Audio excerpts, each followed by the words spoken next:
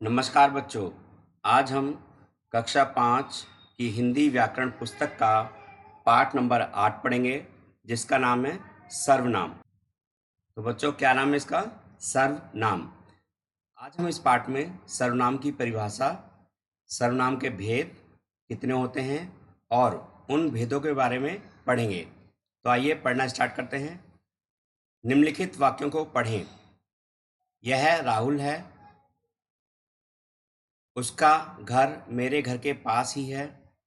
वह मेरे साथ ही पढ़ता है। उसके पिताजी वकील हैं। उसकी माताजी अध्यापिका हैं। वह मुझे बहुत पसंद करता है। हम एक साथ खेलते हैं। तो बच्चों, इन वाक्य में जो लाल रंग से लिखा हुआ है वो सर्वनाम कहलाता है। यह, उसका, वह, उसके, उसकी, वह मुझे और हम, ये सर्वनाम हैं। ऊपर दिए गए वाक्यों में राहुल के बारे में बताया गया है। इन वाक्यों में राहुल, पिताजी, माताजी आदि संज्ञा शब्द हैं और यह, उसका, वह, उसके, उसकी, वह और मुझे आदि शब्द सर्वनाम हैं, क्योंकि ये शब्द राहुल के स्थान पर प्रयुक्त हुए हैं। परिभाषा। अब हम पढ़ेंगे सर्वनाम की परिभाषा क्या होती है। जो शब्द संज्ञा के स्थान पर प्रयोग किए जाते हैं उन्हें सर्वनाम कहते हैं। सर्वनाम के भेद। तो बच्चों, अब हम सर्वनाम के भेद यानी सर्वनाम कितने प्रकार के होते हैं वो पढ़ेंगे। सर्वनाम के 6 भेद होते हैं बच्चों, यानी सर्वनाम 6 प्रकार के होते हैं। नंबर 1, पुरुषवाचक सर्वनाम। नंबर 2, निश्चयवाचक सर्वनाम।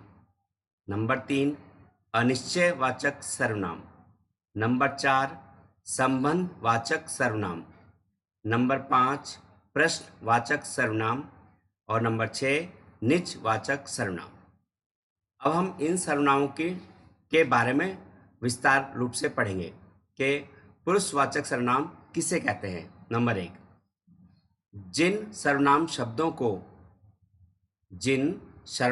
शब्दों का सुनने वाले, बोलने वाले या किसी अन्य के लिए प्रयोग किए जाता है। जिन सर्वनाम शब्दों का सुनने वाले, बोलने वाले या किसी अन्य के लिए प्रयोग किया जाता है उन्हें पुरुषवाचक सर्वनाम कहते हैं। जैसे मैं, तुम, वह। मैं, तुम, वह आदि शब्द पुरुषवाचक सर्वनाम है। चलिए आगे चलते हैं। पुरुषवाचक सर्वनाम के 3 भेद होते हैं। तो बच्चों, यहाँ पर जो पुरुषवाचक सर्वनाम है उसके भी 3 भेद होते हैं। नंबर 1, उत्तम पुरुष। नंबर 2, मध्यम पुरुष। नंबर 3, अन्य पुरुष। अब उत्तम पुरुष किसे कहते हैं? बोलने वाला या लिखने वाला अपने लिए जिन सर्वनाम शब्दों का प्रयोग करता है उन्हें उत्तम पुरुष कहते हैं। जैसे मैं और हम। बोलने वाला या लिखने वाला, जैसे मैं बोल रहा हूं तो मैं उत्तम पुरुष कहलाऊंगा बच्चों। मैं खाना खा रहा हूं तो यहाँ पर मैं आपका उत्तम पुरुष है। हम कल दिल्ली जाएंगे तो यहाँ पर हम उत्तम पुरुष है, यानी पहले वाक्य में मैं और दूसरे में हम, तो ये दोनों उत्तम पुरुष है। नंबर 2, मध्यम पुरुष। सुनने वाले या पढ़ने वाले के लिए जिन सर्वनाम शब्दों का प्रयोग किया जाता है उन्हें मध्यम पुरुष कहा जाता है। जैसे तू, तुम आदि।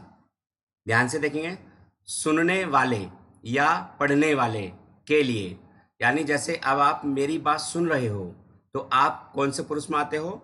मध्यम पुरुष में। तुम कल मेरे घर आना। आप कहाँ जा रहे हैं?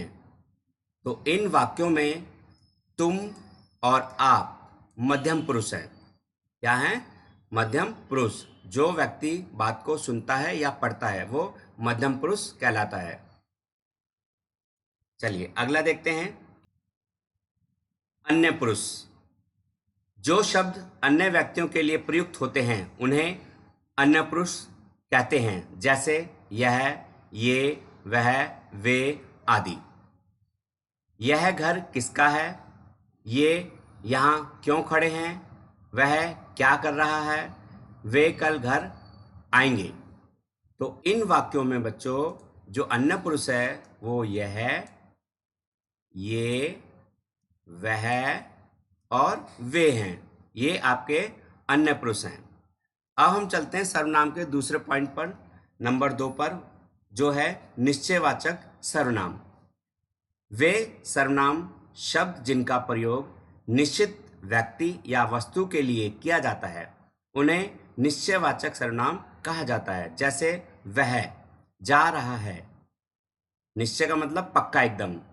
तो वे सर्वनाम शब्द जिनका प्रयोग निश्चित व्यक्ति या वस्तु के लिए किया जाता है उन्हें निश्चयवाचक सर्वनाम कहा जाता है। जैसे वह जा रहा है, मुझे यह किताब चाहिए। इन वाक्यों में वह और यह निश्चयवाचक सर्वनाम है। नंबर 3 पर चलते हैं, अनिश्चयवाचक सर्वनाम। जिन सर्वनाम शब्दों से किसी निश्चित व्यक्ति या वस्तु का बोध न हो उन्हें अनिश्चयवाचक सर्वनाम कहते हैं। जैसे कोई सो रहा है, दाल में कुछ पड़ा है। अनिश्चय का मतलब प्रश्न करना एक तरह से। जैसे यहाँ पर कोई सो रहा है, दाल में कुछ पड़ा है, यानी पता ना हो कि क्या हो रहा है। जैसे कोई सो रहा है तो हमें पता ही नहीं है कि कौन सो रहा है। अब दूसरे वाक्य में कहता है दाल में कुछ पड़ा है, यानी दाल में कुछ गिर तो गया लेकिन हमको पता नहीं है। तो ये हो गए अनिश्चयवाचक सर्वनाम। इन वाक्यों में कोई और कुछ अनिश्चयवाचक सर्वनाम हैं। नंबर 4 आता है संबंधवाचक सर्वनाम। संबंधवाचक सर्वनाम, आइए अब इसके बारे में पढ़ते हैं। ये क्या होते हैं? वे शब्द जो दो शब्दों या वाक्यों को जोड़कर उनके संबंध को प्रकट करते हैं उन्हें संबंधवाचक सर्वनाम कहते हैं। वे शब्द जो दो शब्दों या वाक्यों को जोड़कर उनके संबंध को प्रकट करते हैं उन्हें संबंधवाचक सर्वनाम कहते हैं। जैसे जैसा करोगे वैसा भरोगे, जिसकी लाठी उसकी भैंस। इन वाक्यों में जैसा, वैसा, जिसकी, उसकी आदि संबंधवाचक सर्वनाम हैं। नंबर 5 आता है प्रश्नवाचक सर्वनाम। प्रश्नवाचक सर्वनाम किससे कहते हैं?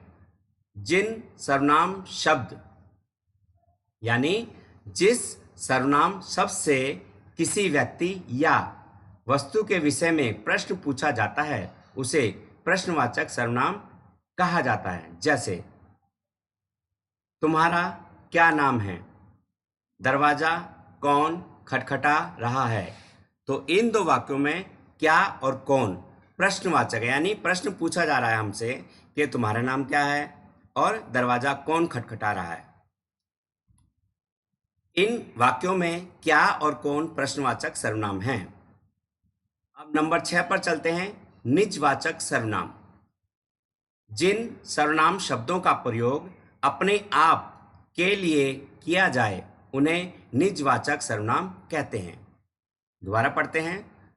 जिन सर्वनाम शब्दों का प्रयोग अपने आप के लिए किया जाए उन्हें निजवाचक सर्वनाम कहते हैं। जैसे मैं अपने आप चला जाऊंगा, मैं अपना काम स्वयं करूंगा।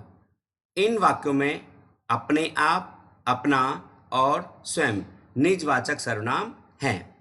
आइए अब कुछ सर्वनाम पर लिंग का प्रभाव पढ़ते हैं, यानी सर्वनाम शब्दों का लिंग पर क्या प्रभाव पड़ता है। देखिए, यह है पुल्लिंग सर्वनाम और ये स्त्रीलिंग सर्वनाम। यहाँ पर जो वाक्य लिखे हुए हैं वे सारे पुल्लिंग सर्वनाम हैं और यहाँ पर जो लिखे हुए हैं ये सारे स्त्रीलिंग सर्वनाम हैं। जैसे नंबर 1, मैं जा रहा हूँ। जब हम इसको पुल्लिंग सर्वनाम में बदलेंगे तो मैं जा रही हूँ। तो मैंने इन दोनों वाक्यों में क्या चेंज किया?